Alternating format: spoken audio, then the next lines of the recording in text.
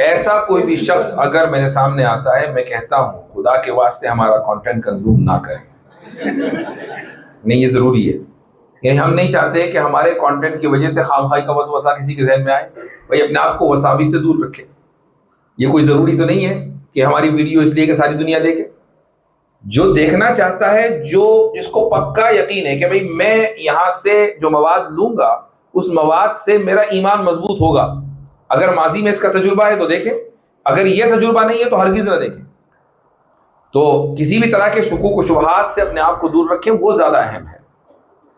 باقی آج کل اکثر یہ دیکھا گیا ہے کہ فیمنزم اور یوسیسی کا جو معاملہ ہے وہ ریاضتی مساوات یعنی میتھمیٹیکل ایکوالٹی کے اوپر مبنی ہے. اور آج کل ہمارے دین میں مشکل یہ ہے کہ ہم نوجوان طبقے کو اور نئی نسلوں کو کیسے سمجھائیں کہ اسلام ایکوالٹی اور جسٹس دونوں الگ الگ چیزیں. وہ طبقہ یہ سمجھتا ہے کہ ایکوالٹی ہی سب کچھ ہے، ایکوالٹی ہی جسٹس سمجھتا ہے، اور قرآن آیات کو ہم ان کے سمجھ کے اعتبار سے ان کے سامنے کیسے بیان کر سکتے ہیں. اور دوسرا سوال میرا آپ سے یہ ہے کہ تحفظ الملاحدہ کی دوسری بیچ کا آغاز کب سے ہوا؟ آپ کے پہلے سوال کا مختصراً جواب دینا چاہوں گا. آپ کے ملک نے آپ کو کچھ حقوق دیے ہیں، اور ان حقوق اور ان دائروں میں رہتے ہوئے آپ وہ مطالبے کر سکتے ہیں، چاہے وہ کوئی ایسا قانون ہو کہ جس کو آپ یہ سمجھتے ہو کہ بھئی یہ قانون ہمارے خلاف ہے، تو اسی دستور نے آپ کو یہ حق بھی دیا ہے کہ آپ قانون کے دائرے میں رہتے ہوئے آواز اٹھائیں، اور بس اتنا ہی آپ کی ذمہ داری ہے. یہ حدیث مجھے اس موقع پر یاد آئی ابو سعید الخدری رضی اللہ عنہ کی، کہ مروان جب خطبہ دینے کے لیے، عید کا خطبہ دینے کے لیے عید کی نماز سے پہلے ممبر پر چڑھ رہے تھے، تو ایک شخص نے یہ کہا کہ ارے یہ کیا کر رہے ہیں آپ، خطبہ تو بعد میں ہوتا ہے. تو مروان نے کیا کہا؟ انہوں نے کہا کہ قد تم یا قد قضی ما ہنالک، جو پہلے ہوتا تھا وہ پہلے ہوتا تھا، اب نئی بات شروع ہوگی. تو ابو سعید الخدری رضی اللہ عنہ نے فوراً، وہ بھی موجود تھے اس مجلس میں، اب آپ دیکھ لیں کہ جس شخص نے تنقید کی مروان پر وہ صحابی نہیں تھے، اور ابو سعید خدری رضی اللہ عنہ ایک سینئر صحابی ہیں، مجلس میں موجود ہے، لیکن انہوں نے تنقید نہیں کی. تو کیا آج کوئی یہ کہہ سکتا ہے کہ بھائی تنقید تو ابو سعید خدری کو کرنی چاہیے تھی؟ یہ ایک عام آدمی جس کا نام بھی ہمیں نہیں پتا وہ تنقید کر رہا ہے. ابو سعید خدری رضی اللہ عنہ نے آگے پڑھ کر یہ تائید کی کہ اما ھذا، کہ جہاں تک اس شخص کی بات ہے تو جو حق اس کے اوپر عائد ہوتا تھا، یعنی منکر کو منکر سمجھنے کا، اس نے اس ذمہ داری کا اظہار کر دیا. باقی اب اس سے آگے بڑھ کر ہاتھ پکڑ کر روکنا یہ اس کا کام نہیں ہے. حضرت ابو سعید الخدری نے وہ حدیث بیان کی کہ جس میں رسول اکرم صلی اللہ علیہ وسلم کا ارشاد ہے کہ اگر تم کوئی منکر دیکھو، من رأى منکم منکرا فلیغیرہ بیدہ، وہ جو پوری حدیث ہے کہ اگر استطاعت ہے ہاتھ پکڑ کر روکنے کی تو ہاتھ پکڑ کر روکو، یہ استعداد نہیں ہے تو کم سے کم اس کا اظہار کرو، اور یہ بھی استعداد نہیں ہے تو دل سے برا جان. تو اب یہ تو آپ لوگ طے کریں گے کہ کس درجے میں ہے. یہ ہے کہ جس دائرے میں آپ کو آواز اٹھانے کی اجازت ہے، آپ نے جب وہ آواز اس دائرے میں رہتے ہوئے اٹھا دی تو جو حق تھا، جو ذمہ داری تھی، اس ذمہ داری سے آپ نکل چکے. رہی یہ بات کہ کیا نظریہ بھی ہم اس مسئلے پر بات نہیں کر سکتے؟ بالکل کر سکتے ہیں. نظریاتی طور پر کہ ایکوالٹی کی اہمیت ہے یا جسٹس کی اہمیت ہے، میں نہیں سمجھتا کہ دنیا کے کسی بھی ملک کا کوئی بھی قانون آپ کو اس بات سے روکتا ہو کہ نہیں آپ ایکوالٹی ورسز جسٹس پر بات نہیں کر سکتے. نہیں روکتا ہے. آپ عوام کو، لوگوں کو، نوجوانوں کو بتائیں کہ ایک میتھمیٹیکل ایکوالٹی کی کوئی اہمیت نہیں ہے جب تک جسٹس نہ ہو. جسٹس، اگر آپ یہ سمجھتے ہیں کہ میتھمیٹیکل ایکوالٹی جسٹس تک پہنچنے کا ایک راستہ ہے تو یہ سراب ہے، یہ ایک خواب ہے، یہ ایک حقیقت نہیں ہے. اور آپ مثالوں کے ذریعے دسیوں بیسیوں مثالیں موجود ہیں کہ جن کے ذریعے آپ یہ سمجھا سکتے ہیں کہ mathematical equality is not the way to achieve justice. جو دوسرا آپ کا سوال ہے وہ یہ کہ تحفظ الملاحدہ کا دوسرا بیچ نہیں شروع ہوگا. ہاں، الحاد سے متعلق کچھ نئے کورسز ہیں، انشاءاللہ اس کو مہینے 2 مہینے میں لانچ کریں گے، شارٹ کورسز انشاءاللہ.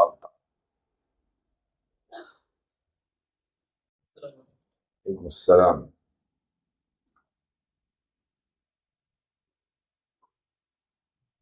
مفتی صاحب، میرا سوال یہ ہے کہ جدید اعتزال سے کس طریقے سے نکلا جائے، اور اس کے مقابل جو شریعت ہے، میں جس جگہ پر عبادت کراتا ہوں وہاں زیادہ تر جو لوگ ہیں وہ شریعت والے ہیں، اور اکثر و بیشتر ایسے بچے دیکھے گئے ہیں جو ہمارے پیچھے نماز پڑھتے تھے اور کچھ وقت کے بعد وہ شریعت میں چلے جاتے ہیں۔ اس کی وجہ جو ہے یہ کیا جدید اعتزال اور شریعت دونوں ایک ہی الگ الگ؟ جدید اعتزال ایک الگ چیز ہے اور رافضیت و شیعیت الگ چیز ہے۔ جدید اعتزال کے بارے میں یہ کہنا بہت مشکل ہے کہ جو شخص اس سے متاثر ہوگا وہ آگے چل کر شیعہ یا رافضی بن جائے گا۔ اصل میں اس کو میں نے جان بوجھ کر یہ لفظ اس لیے استعمال کیا تاکہ ایک براڈر سکوپ آپ کو ملے۔ میں اگر جدید اعتزال کے لیے وہ لفظ استعمال کروں کہ جس سے آپ کے کان مانوس ہیں تو ہم نے ایک براڈر سکوپ کو نیرو کر دیا، اور پھر ذہن میں یہ بات آئے گی کہ رد فلاں کے اوپر جو فلاں نے کتاب لکھی ہے نا بس وہی پڑھ لو کافی، اور یہ علمی تیاری کے لیے ایک اچھا منہج نہیں ہے کہ رد فلاں پر فلاں کی کتاب۔ آپ ڈائریکٹ اس آدمی کی لکھی ہوئی کتابیں یا اس نظریے کے لوگوں کی لکھی ہوئی کتابیں پڑھیں، اور اس وقت پڑھیں جب آپ کے اپنے اصول پکے ہو چکے ہوں۔ تو میں نے اسی لیے میں ابھی بھی استعمال کر سکتا ہوں، لیکن میں نہیں چاہتا ہوں کہ وہ اصطلاح استعمال ہو۔ جدید اعتزال کا رد یہ کافی ہے۔ ہاں، جدید اعتزال کا آغاز اس ملک میں کہاں سے ہوا ہے اس کی نشاندہی ہو سکتی ہے۔ وہ آغاز ہوا ہے سید احمد خان سے۔ سید احمد خان کے بارے میں سنا ہے آپ نے؟ کون ہے؟ ان کو سید احمد خان نہیں کہا جاتا، ان کو کچھ اور کہا جاتا ہے۔ تو سید احمد خان سے اس جدید اعتزال کا آغاز ہوا ہے، اور آگے چل کر بہت سے وہ لوگ کہ جو ان کے مجلس میں حاضر باش رہتے تھے انہوں نے اس جدید اعتزال کو فروغ دیا ہے، اور کچھ لوگوں نے زیادہ دیا ہے، کچھ لوگوں نے کم دیا ہے۔ کچھ لوگوں نے اتنا فروغ دیا ہے کہ آپ کے لیے یہ فیصلہ کرنا مشکل ہو جائے گا کہ ہم ان کو اہل سنت میں سے مانیں یا نہ مانیں، اور کچھ لوگوں نے کم فروغ دیا ہے کہ کچھ فروعی مسائل میں انہوں نے جدید قدیم اعتزال کا طریقہ اختیار کیا ہے، لہٰذا اس بنیاد پر ان کو اہل سنت سے خارج قرار نہیں دیا جا سکتا۔ تو چیزوں کو جیسی وہ ہیں اس طریقے سے سیکھنے سمجھنے کی ضرورت ہے، بغیر کسی انانیت کے، لیکن غیرت کے ساتھ۔ غیرت ضروری ہے، انانیت قطعاً غلط ہے۔ تو ہمارے یہاں پریشانی یہ آتی ہے کہ ہم چیزیں جیسی ہے ویسی نہیں رکھتے ہیں۔ میں نے ایک مثال دی ہے، وہ یہ کہ آپ اگر بیکٹیریا اپنے ہاتھ پر میگنیفائنگ گلاس سے دیکھنا چاہیں تو وہ اتنا بڑا نظر آئے گا، ایسا لگے گا کہ ایمیزون کے جنگل میں سانپ چل رہے ہیں، اور آپ اس بیکٹیریا کو دیکھ کر ڈر جائیں گے کہ یار یہ میرے ہاتھ کا کیا اثر ہو گیا۔ لیکن اگر آپ میگنیفائنگ گلاس ہٹا دیں گے تو بیکٹیریا غائب ہو جائے گا، لیکن بیکٹیریا ابھی بھی موجود ہے۔ تو ہم جیسا فتنہ ہے، جس خد و خال کا ہے، جتنا بڑا ہے جتنا چھوٹا ہے، اس کو ویسا ہی رکھیں اور اس کی اتنی ہی تیاری کریں۔ زیادہ مبالغہ آمیزی درست نہیں ہے۔ تو ایک تو بات یہ، دوسرے یہ کہ آپ نے کہا کہ کچھ نوجوان ہمارے یہاں نماز پڑھنے آتے ہیں اور اس کے بعد وہ شیعیت کا شکار ہو جاتے ہیں۔ تو آج کے دور میں اصل میں سوشل میڈیا پہ یہ سارے فتنے چلتے ہیں کہ مختلف لوگ ہیں، یوٹیوبرز ہیں، وہ کوئی اپنی شیعیت کی تبلیغ کر رہا ہے، کوئی اہل بیت کی تقدیس کے نام پر صحابہ کرام رضی اللہ عنہم کی تنقیص کر رہا ہے۔ یہ تمام کے تمام لوگ سوشل میڈیا کے اوپر موجود ہیں، اور میں اکثر کہتا ہوں کہ فتنہ جس راستے سے آیا ہے اسی راستے پر جا کر فتنے کا مقابلہ ہوگا۔ تو اگر کوئی شخص یوٹیوب پر بیٹھ کر اس طرح کی بات کر رہا ہے تو مثبت انداز میں نے اس لیے کہا کہ آپ اگر چیخیں گے چلائیں گے تو آپ کی بات سنی نہیں جائے گی۔ جو جتنا چیختا ہے اتنا ہی کم اثر انداز ہوتا ہے، جو جتنا روانی کے ساتھ اور اچھے انداز سے، مثبت انداز سے گفتگو کرتا ہے، بغیر چیخے چلائے کودے، وہ اتنا ہی اثر انداز ہوگا، اتنا ہی اس کی بات مؤثر ہوگی۔ یہ کودنے کا لفظ بھی میں نے جان بوجھ کے نہیں استعمال کیا ہے، چونکہ بعض مقررین کودے بغیر نہیں مانتے۔ تقدیر شر کے تعلق سے دو تین باتیں لکھی تھیں، وہ بچوں کو پڑھا رہا تھا، دورانی جیسے بچے نے کہا کہ بولا تقدیر خیر ہے تو تقدیر شر ہے، تو تقدیر خیر کی نسبت اللہ کی طرف کرنا یہ تو اس کے شان کے مطابق ہے، لیکن تقدیر شر کی نسبت اللہ کی طرف کرنا یہ اللہ کے شان کے خلاف ہے، کیونکہ اللہ تو سراسر پاک ہے، ہر چیز کا فیصلہ اچھا ہی کرتا ہے۔ تو اس کتاب میں تقدیر شر کی نسبت اللہ کی طرف تھی؟ انہوں نے تفسیر نہیں لکھی ہے، صرف موام لکھا ہے کہ تقدیر شر اور تقدیر خیر اللہ کی طرف سے۔ خیر اور شر کے تعلق سے جو صحیح موقف ہے وہ یہ ہے کہ اللہ نے شر مطلق کی تخلیق کی ہی نہیں ہے۔ اللہ نے شر مطلق کی تخلیق کی ہی نہیں ہے، شر نسبی موجود ہے، یعنی ہر کام میں جو بظاہر آپ کو شر نظر آ رہا ہے آخر میں جا کر وہی کام خیر نظر آئے گا۔ یہاں تک کہ ابلیس کی تخلیق میں بھی شر مطلق نہیں ہے، وہ اس لیے کہ جب ابلیس انسان کو گمراہی کے راستے پر ڈالنا چاہتا ہے اور وہ انسان اس راستے پر نہیں جاتا تو اس کو ثواب ملتا ہے۔ تو دیکھیں، اگر ابلیس گمراہ نہ کرتا تو آپ گمراہی سے بچنے کا کوئی ایفرٹ نہ کرتے، آپ ایفرٹ نہ کرتے تو ثواب نہ ملتا۔ تو ابلیس کی وجہ سے بھی خیر آئی۔ تو شر مطلق کی تخلیق اللہ تعالیٰ نے نہیں فرمائی، یہ موقف صرف شیخ الاسلام ابن تیمیہ رحمہ اللہ کا نہیں ہے، بلکہ بہت سے علماء اشاعرہ و ماتریدیہ کا بھی یہی موقف ہے۔ یہ الگ بات ہے کہ حضرت مولانا ادریس کاندھلوی رحمہ اللہ نے اپنی کتاب عقائد الاسلام میں جو انداز اختیار کیا ہے اس سے یہی بات سمجھ میں آتی ہے کہ وہ خیر اور شر کے مطلقاً مخلوق ہونے کے قائل ہیں، لیکن اکثریت علماء کی جو ہم جب ماضی میں جاتے ہیں پیچھے جاتے ہیں اس سے متفق نظر نہیں آتی۔ تو خیر کا وجود ہے مطلقاً، لیکن شر کا مطلقاً وجود نہیں ہے۔ شر کا وجود کب ہوتا ہے؟ جب خیر ہٹ جاتی ہے۔ خیر کا ہٹنا ہی شر ہے، روشنی کا بند ہونا ہی اندھیرا ہے، روشنی کا ہٹ جانا اندھیرے کا آ جانا ہے، خیر کا ہٹ جانا شر کا آ جانا ہے۔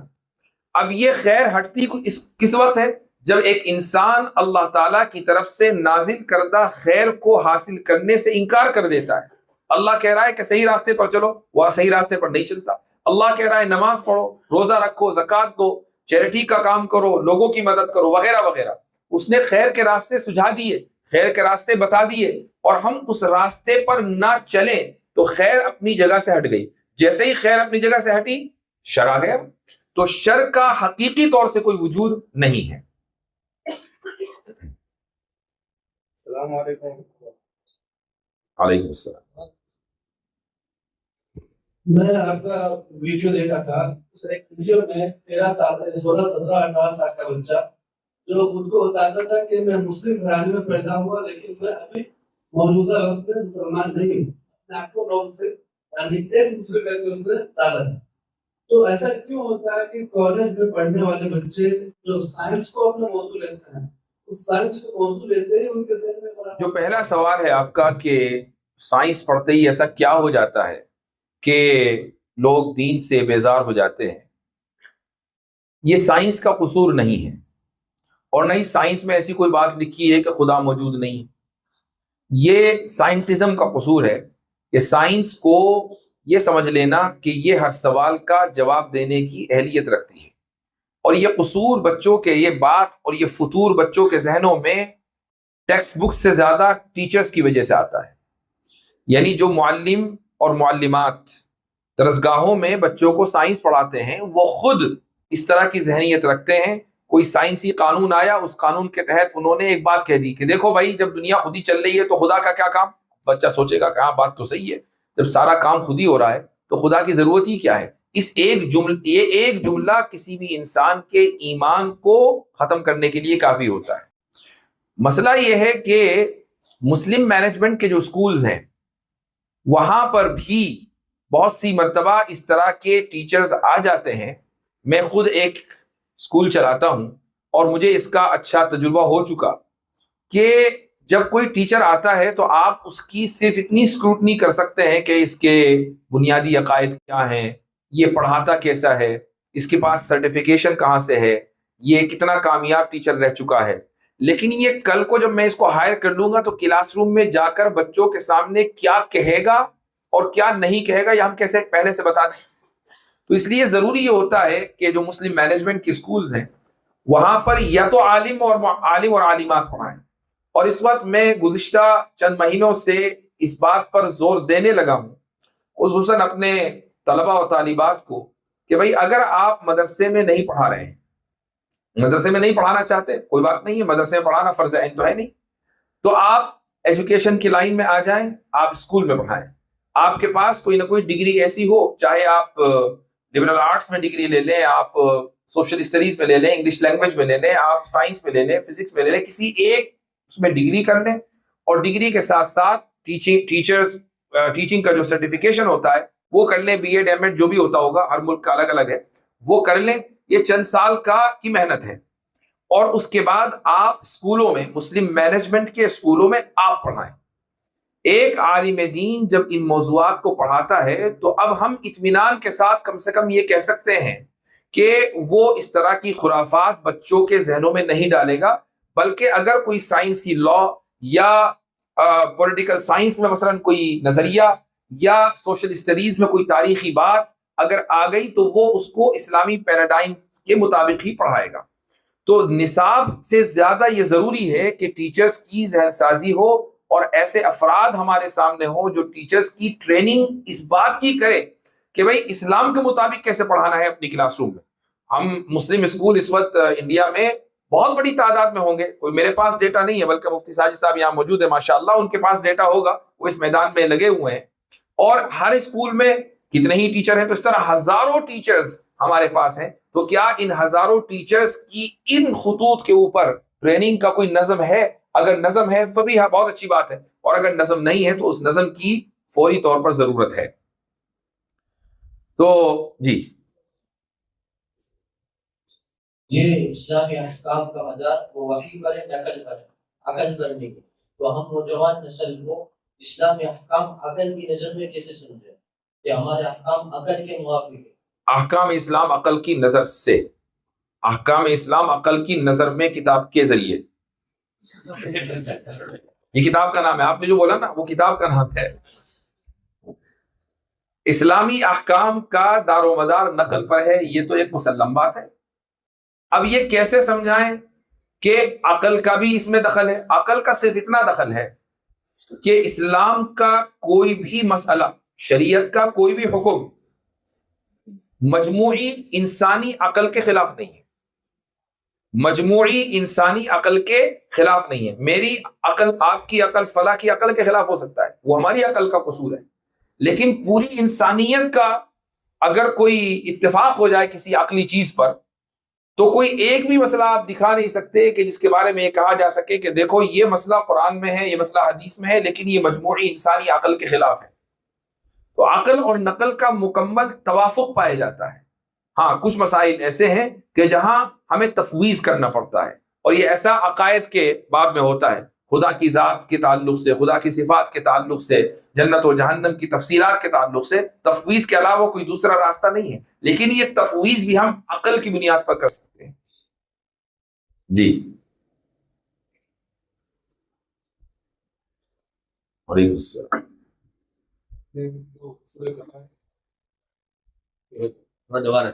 دبائے رکھیں اور قریب کر لیں منہ. جدید اعتزال کے رد میں اصول فقہ کے متعلق آپ نے بتایا، تو جدید اعتزال کے رد کے لیے اصول فقہ کو ہم کیسے کام میں لا سکتے، اس کا کیا تعلق وہ ذرا سا. ہمارے یہاں اصول فقہ میں عام طور سے کلاسیکل کتابوں میں 3 کتابیں پڑھائی جاتی ہیں 8 سالہ درس نظامی کا جہاں منہج ہے اس میں. پہلی کتاب اصول الشاشی، دوسری نور الانوار اور تیسری حسامی. اچھا یہاں مجمع میں جو حضرات بیٹھے ہوئے ہیں وہ اگر یہ احسان کریں اور مجھے بتائیں ہاتھ اٹھا کر کہ آپ میں سے اصول الشاشی مکمل کتنے لوگوں نے پڑھی ہے؟ ٹھیک، مکمل کی بات ہو رہی ہے. ٹھیک، تو دیکھیں یہاں ایک بڑا مجمع وہ ہے جو اصول الشاشی مکمل نہیں کر سکا. اچھا نور الانوار مکمل کتنوں نے پڑھی؟ اور کم ہو گئے. اور حسامی مکمل کتنوں نے پڑھی ہے؟ تو اس پورے مجمع میں 7 8 10 لوگ جنہوں نے نور الانوار مکمل پڑھی ہے، 10 لوگ جنہوں نے حسامی مکمل پڑھی ہے. تو کلاسیکل کتابوں میں اصول الفقہ کی اصول الشاشی ہے کہ جن میں شاید 50 لوگ ایسے ہوں گے کہ جنہوں نے اس کتاب کو مکمل پڑھا ہے. جہاں تک میری بات ہے میں بھی اسی گروپ میں شامل ہوں، میں نے بھی نہیں پڑھی. یعنی جب ہمیں پڑھائی گئی اصول الشاشی تو اصول الشاشی تو مکمل ہو گئی تھی، نور الانوار مکمل نہیں ہوئی چونکہ نصاب میں اگرچہ تھی لیکن اس وقت کچھ مسئلہ تھا، وہ مکمل نہیں ہو پائی مدرسے میں، اور حسامی مکمل تھی ہی نہیں نصاب میں. تو اب کیا کریں؟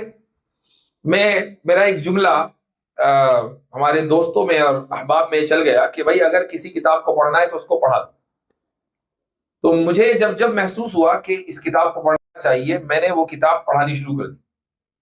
نور الانوار الحمدللہ مکمل پڑھائی اور حسامی کے بھی اکثر مباحث پڑھا دیے. تو پڑھا کر یہ فائدہ ہوتا ہے کہ بہت سی باتیں ذہن میں ٹک جاتی ہیں. نور الانوار میں اور حسامی میں دونوں میں باب القیاس بے انتہا اہمیت کا حامل ہے، اور خصوصاً وہ مباحث کے جہاں شرط و مشروط، علت و معلول، سبب و مسبب، اشارہ ذو الاشارہ، علامت ذو العلامت، یہ تمام مباحث جہاں آئے ہیں یہ بے انتہا اہمیت کا حامل ہے. اور جدیدیت کے موضوعات پر جب ہم عقلی گفتگو کرتے ہیں تو وہاں یہ موضوعات کام آتے ہیں. کیسے آتے ہیں یہ اسی وقت آپ کو پتہ چلے گا جب آپ خود مطالعہ کر لیں گے. تو آپ خود مطالعہ کریں، اگر پہلے نہیں پڑھ سکے مدرسے میں تو کوئی بات نہیں، نور الانوار تو آپ خود سے ہی پڑھ سکتے ہیں. حسامی میں تھوڑا تعقید ہے لیکن نور الانوار تو بہت آسان کتاب ہے، اور خصوصاً آپ اگر جی آپ کے ویڈیوز کافی دیکھتے ہیں ماشاءاللہ، اور اس کے لیے آپ کی جو خدمات ہیں اس کو سراہا ہے. آپ بارک اللہ فیک، صاحب ہیں، اسلام صاحب ہیں، دعا کرتے رہیں. سراہنے کے علاوہ دعا ضروری ہے. ساتھ دعائیں کرنا ہم سب کو. آمین. سوال یہ ہے کہ اعتقادی ارتداد جو ہے وہ تو بظاہر سمجھ میں آیا ہے اس سے بچا جا سکتا ہے، لیکن فکری ارتداد جو ہے اس کے لیے بچنے کی شکلیں تو بعض مرتبہ گھروں کے اندر ہی چیز دیکھنے ملتی ہے، اور کچھ اسلام کے احکام ایسے ہوتے ہیں جس سے انسان جو ہے وہ بس منہ پھیر لیتا ہے، سمجھ میں نہیں آتی یہ بات. اور وہ ارتداد جو ہے وہ گھروں کے اندر بھی، علماء کے گھروں کے اندر بھی جو ہے وہ بڑھتے جا رہے ہیں. تو ایسی کوئی کتاب جو جس کے ذریعے پڑھ کر کے جو ہے وہ میں ایک سوال آپ سے کرتا ہوں. آپ نے کہا کہ علماء کے گھروں میں بھی ارتداد بڑھتا چلا جا رہا ہے، ایسے کتنے کیسز آپ کے علم میں ہیں؟ فکری ارتداد کی بات ہے کہ جو فکری ارتداد سے مراد کیا ہے؟ علماء جو پڑھ نہیں رہے سے جن کا تعلق نہیں، فکری ارتداد آپ نے کہا مذاہب جو ہے رہن سہن کا بدل جانا، ان کے کپڑوں کا بدل جانا، نمازوں سے دوری ان کی، ان میں سے کوئی بھی فکری ارتداد نہیں. اس لیے اصطلاحات کا صحیح استعمال کرنا ضروری ہے. مثلا ایک آدمی سڑک پر سچا پکا مسلمان، اعتقاد اس کا بالکل ایک دم مضبوط، پینٹ شرٹ پہن کے جا رہا ہے، آپ اس کو کہیں گے کہ یہ مرتد ہے؟ نہیں. تو لباس کا ارتداد سے کوئی تعلق نہیں ہے، الا یہ کہ وہ ننگا جا رہا، تو ٹھیک ہے آپ اس کو مرتد، تو پھر چھوٹا لفظ ہو گیا. کوئی اور لفظ سے اگر باز آتا ہو تو وہ استعمال کر لیں، تو وہ تو الگ بات ہے. لیکن لباس سے ہم اگر لوگوں کے نظریات طے کرنے لگیں تو یہ تو بہت ہی خطرناک بات ہے. تو میں معذرت چاہوں گا، میں گرل نہیں کر رہا ہوں آپ کو، لیکن بعض مرتبہ چیزوں کو کی تحت مثال دی کہ مثلا ایک شخص اگر پورنوگرافی کا اس کو ایڈکشن ہو جائے، وہ باز ہی نہیں آ پاتا، کتنی توبہ کرے، کتنی صدقات و زکات دے، اپنے آپ نظر و نیاز مانے، لیکن پھر وہی حرکت کرتا ہے. تو پہلے تو اس کو حال بدلنا ہے. حال اس طریقے سے بدلے گا کہ اگر اس کی شادی نہیں ہے تو شادی کرے، حال بدل گیا. اور ماحول بدلنا ہے. ماحول یہ کہ کس ڈیوائس کے اوپر وہ پورنوگرافی دیکھتا ہے. فون پہ دیکھتا ہے تو فون کو طلاق مغلظہ دے دے، ایسا کہ واپس نہ لے. لیپ ٹاپ کے اوپر دیکھتا ہے تو لیپ ٹاپ کو چھوڑ دے. یہ عمل اس کو کرنا پڑے گا تو ماحول بدل گیا. حال بھی بدلنا، ماحول بھی بدلنا، تب جا کر انسان اس طرح کی برائیوں اور گمراہیوں سے نکلتا ہے. دلائل یہاں کام نہیں کرتے.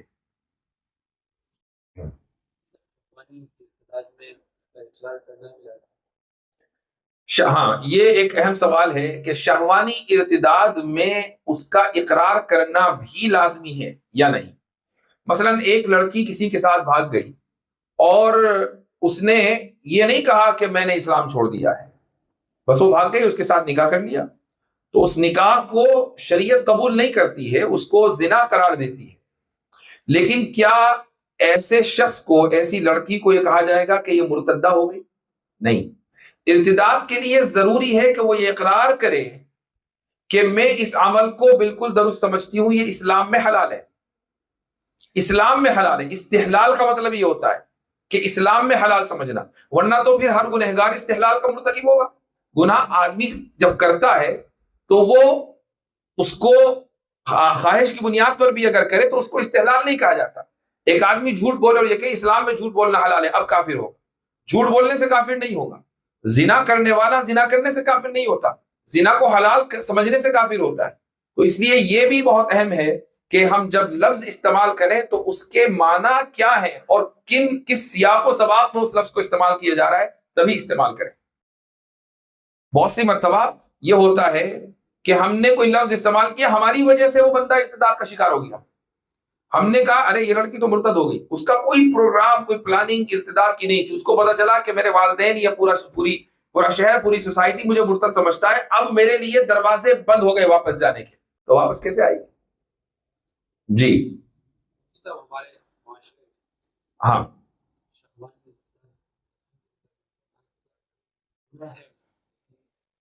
دل سے بات کا ماننا ہے کہ ہم گناہ کر رہے ہیں اور یہ غلط ہو رہا ہے، انشاءاللہ کبھی اس کو کریکٹ دیں گے۔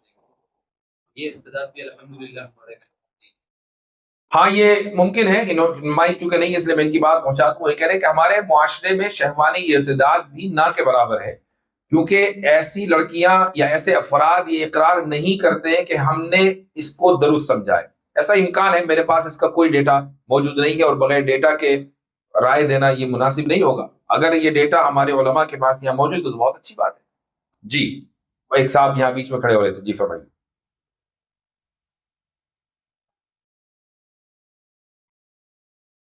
جی مفتی صاحب، میرا سوال یہ تھا کہ آپ نے جو وہ پروگرام میں گئے تھے اور بچے نے سوال جو کیا تھا 6ٹھی کلاس کے، تو اس کا جو جواب دیا کہ والدین چونکہ پالتے ہیں اور والدین ہمارے لیے اسباب مہیا کرتے ہیں، تو اس کے بعد اس بچے کے آپ نے بتایا کہ اللہ تعالیٰ ان کو پالتے ہیں اور کماتے ہیں تو اللہ تعالیٰ رزق دیتے ہیں، تو اس بچے کے ذہن میں یہ سوال بھی آ سکتا ہے کہ یہ بات کیسے پکی ہے کہ اللہ ہی کھلاتے ہیں، کوئی اور طاقت ہو سکتی ہے؟ یہ بھی اس سوال کے تعلق سے حقیقتاً اس کا سوال یہی تھا کہ ہم اللہ ہی کی عبادت کیوں کریں، کسی اور کی کیوں نہ کریں؟ تو اس کے جواب میں ہم نے کہا کہ بھئی آپ ان پیرنٹس کو جو آپ کے والدین ہیں انہی کو پیرنٹس کیوں سمجھے، کسی اور کو کیوں نہ سمجھ لیں؟ یہ اس سیاق میں پوری گفتگو چلی تھی اور جو اس کا اینڈ ریزلٹ تھا وہ یہی تھا کہ اللہ ہی چونکہ زندگی دینے والا ہے، موت دینے والا ہے، کھلانے والا ہے، اس لیے ہمیں اللہ کی عبادت کرنی ہے۔ اب اگر کوئی یہ کہے کہ نہیں یہ بھی تو ممکن ہے کہ کوئی اور زندگی دے، کوئی اور موت دے، کوئی اور حیات دے، تو اس کا جواب اب ہو گیا تھوڑا فلسفیانہ، وہ اس طریقے سے کہ ہم اللہ کو ایک اعلیٰ ترین ہستی مانتے ہیں۔ اب یہ اس کا نام ہے، آپ اللہ نہ نام لیں اور یہ کہیں وہ اعلیٰ ترین ہستی کہ جو ہمیں زندگی دیتی ہے، موت دیتی ہے، کھلاتی ہے، پلاتی ہے، ہم اس کی عبادت کریں گے یا کسی اور کی؟ ظاہر ہے کہ اس اعلیٰ ترین ہستی کی عبادت کریں گے، کسی اور کی اگر عبادت کریں گے تو ہم اس کو اعلیٰ ترین ہستی مان رہے ہیں جبکہ وہ اعلیٰ ترین ہستی ہے نہیں۔ اب اس کو آپ اللہ کا نام دے دیں، کوئی اور نام دے دیں، خالق کہہ لیں، صانع کہہ لیں، کریٹر کہہ لیں، کچھ بھی کہہ لیں، وہ آپ کی مرضی ہے۔ جی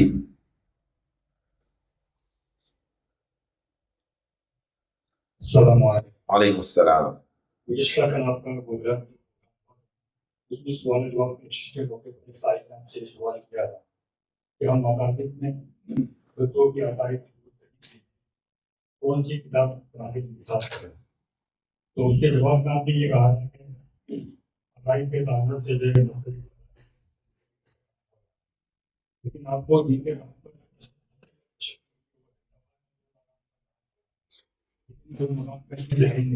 ایک دیکھا دو تسلی ایک۔ جی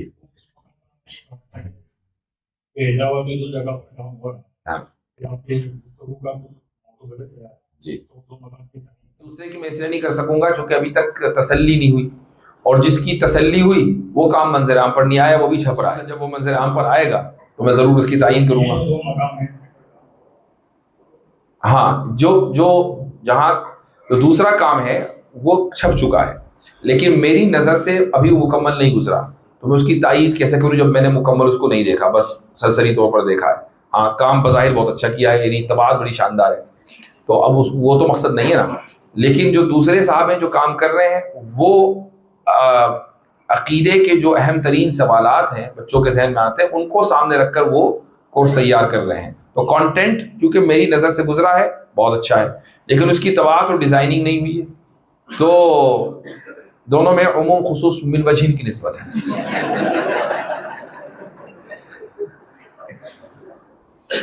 جی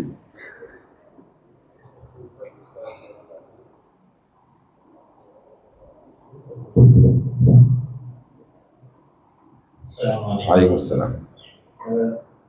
اگر ہمارے ساتھ کچھ نوجوان اور پروفیشنلز لوگ جڑے ہوئے ہیں ابھی، تو ان پر عقائد کی محنت کس اعتبار سے کی جائے؟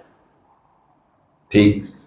ایک صاحب نے سوال کیا، شاید کل کی بات ہے، کہ جس طرح گودھا میں یہ سوال آیا تھا، آپ وہاں تھے؟ وہ جو ابھی آپ وہاں تھے یا سن رہے تھے؟ اچھا. تو وہاں یہ سوال آیا کہ جس طرح ہم مساجد میں تبلیغی جماعت کی ترتیب کے تحت فضائل اعمال وغیرہ کی باقاعدہ ہم مجالس کا انعقاد کرتے ہیں روزانہ کی بنیاد پر، تو کیا اس طرح کی کوئی ارینجمنٹ عقیدے کی کتاب کے تعلق سے اس طرح کا کوئی ارینجمنٹ ہو سکتا ہے یا نہیں؟ تو بالکل ایسا ہونا چاہیے. اگر عصر کے بعد کا وقت اس کام کے لیے مختص ہے کہ کچھ اعمال کے فضائل سن لیے جائیں، تو پھر مغرب کے یا عشاء کے بعد کا وقت اس کام کے لیے بھی مختص ہونا چاہیے کہ بھائی یہ فضائل تو اس وقت کام کریں گے نا جب عقائد درست ہوں. عقائدی بندے کے درست نہیں ہے تو پھر فضائل کیا کرے گا لے کے؟ تو اس لیے ایسی کوئی کتاب ضرور منتخب کر لی جائے کہ جس کی باقاعدہ قرأت ہو، اور مسجد میں جو افراد آ رہے ہیں نماز پڑھنے وہ ان حلقوں میں شریک ہوں، ان کو ترغیب دی جائے. ابتداءً 2 لوگ 4 لوگ 5 لوگ 10 لوگ ہی تو ہوں گے، لیکن میں الحمدللہ ایسے افراد کو جانتا ہوں کہ جن کے حلقوں میں 100 200 لوگ ہیں، عقائد کی محنت وہ اتنی تیزی کے ساتھ اور مضبوطی کے ساتھ کر رہے ہیں. ایک صاحب نے ہندی میں کتاب لکھی ہے، اور عام نوجوانوں کے لیے جو اردو نہیں جانتے ہیں، میرے قریبی دوستوں میں سے ہیں، وہ میں ریکمینڈ کر سکتا ہوں. اسی طریقے سے اگر کوئی کتاب اکابر میں کسی کی آپ پڑھانا چاہیں تو حضرت مولانا ادریس کاندھلوی رحمہ اللہ کی عقائد الاسلام ایک اچھی کتاب ہے، اس کو درسن پڑھایا جا سکتا ہے. جی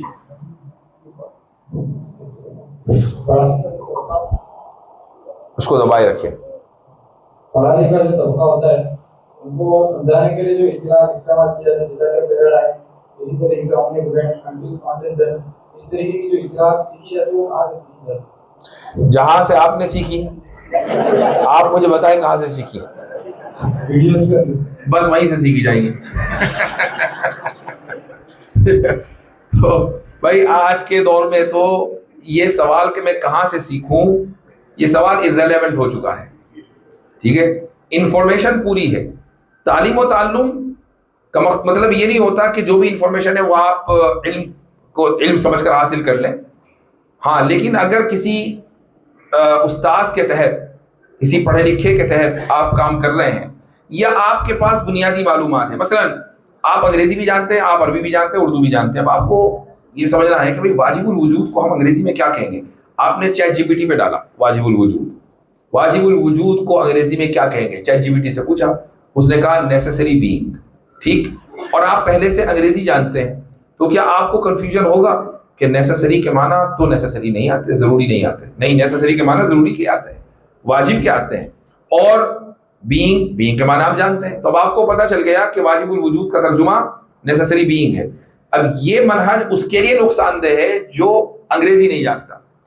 وہ یہ کہے گا، چیٹ جی پی ٹی سے پوچھے گا واجب الوجود کو کیا کہیں گے، اور چیٹ جی پی ٹی نے سمجھ لیجئے کہ چیٹ جی پی ٹی میں مثلاً ملحدین ڈیٹا بھر رہا ہوں، ویسے ایک سیناریو دے رہا ہوں، اور انہوں نے مسلیڈ کرنے کے لیے واجب الوجود کا ترجمہ پاسبل بینگ کر دیا، اور چیٹ جی پی ٹی بتایا کہ نہیں اس کو پاسبل بینگ کہتے ہیں، اور آپ کو انگریزی نہیں آتی تو آپ غلط اصطلاح استعمال کریں گے، تو اس کو بھی اے آئی کو استعمال کرنا بھی آنا چاہیے کہ کیسے اے آئی کو ہم استعمال کریں اور اس سہولت سے فائدہ اٹھائیں۔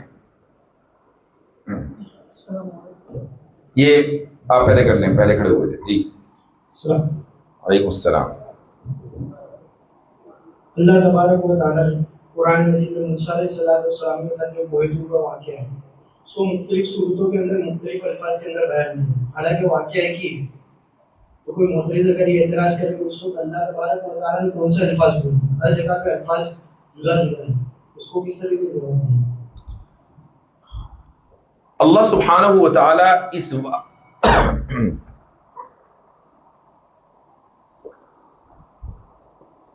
اللہ سبحانہ و تعالیٰ خود اس واقعے کو نریٹ کر رہا ہے، کوئی دوسرا، یہ تھرڈ پرسن نہیں ہے، یہاں پر اللہ خود ہی بتا رہا ہے کہ موسیٰ کو کیسے علیہ الصلوۃ والسلام کو کیسے بلایا، ان کو کیا کہا گیا، اور الگ الگ الفاظ آئے۔ اس میں کون سے الفاظ حقیقی طور پر اللہ تعالیٰ نے استعمال کیے ہم کسی کی تعین نہیں کر سکتے، چونکہ ہم یہ جانتے ہیں کہ حضرت موسیٰ علیہ الصلوۃ والسلام سے جو مکالمہ ہوا تھا وہ عربی میں نہیں ہوا تھا، یہ عربی میں ہوا تھا، عربی میں تو نہیں ہوا تھا۔ حضرت موسیٰ علیہ الصلوۃ والسلام کی زبان دوسری، تو جس زبان میں حضرت موسیٰ نے وہ تکلم کر رہے تھے، جو زبان میں تورات اتری، اسی زبان میں مکالمہ ہوا، اس مکالمے کو جگہ جگہ اللہ نے مختلف عربی کے الفاظ میں دنیا کے سامنے پیش کیا ہے، نازل کیا ہے، تو کسی بھی لفظ کے بارے میں یہ نہیں کہا جا سکتا یہ ایگزیکٹلی کہا تھا، جو کہ عربی میں کہا ہی نہیں تھا۔ ہاں اگر تھرڈ پرسن ہوتا اب یہ سوال کیا جا سکتا تھا، یہ بات کہی تھی کہ وہ بات کہی تھی، وہاں فرسٹ پرسن ہی کہہ رہا ہے اور ان میں آپس میں تعارض کوئی نہیں۔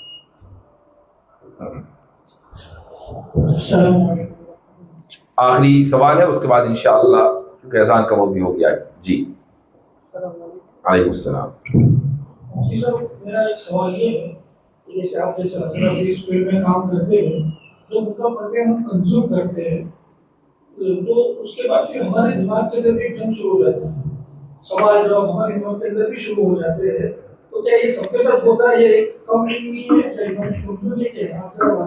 ایسا کوئی بھی شخص اگر میرے سامنے آتا ہے، میں کہتا ہوں خدا کے واسطے ہمارا کانٹینٹ کنزیوم نہ کریں، نہیں یہ ضروری ہے، یعنی ہم نہیں چاہتے کہ ہمارے کانٹینٹ کی وجہ سے خامخواہی کا وسوسہ کسی کے ذہن میں آئے، بھائی اپنے آپ کو وساوس سے دور رکھے۔ یہ کوئی ضروری تو نہیں ہے کہ ہماری ویڈیو اس لیے کہ ساری دنیا دیکھے، جو دیکھنا چاہتا ہے، جو جس کو پکا یقین ہے کہ بھئی میں یہاں سے جو مواد لوں گا اس مواد سے میرا ایمان مضبوط ہوگا، اگر ماضی میں اس کا تجربہ ہے تو دیکھیں، اگر یہ تجربہ نہیں ہے تو ہرگز نہ دیکھیں۔ تو کسی بھی طرح کے شکوک و شبہات سے اپنے آپ کو دور رکھیں، وہ زیادہ اہم ہے۔ باقی سب لوگوں کے ساتھ ایسا ہوتا ہے یہ نہیں ہوتا، میرے پاس حقیقتاً ایسا کوئی ڈیٹا نہیں ہے، لیکن مجھے ایسا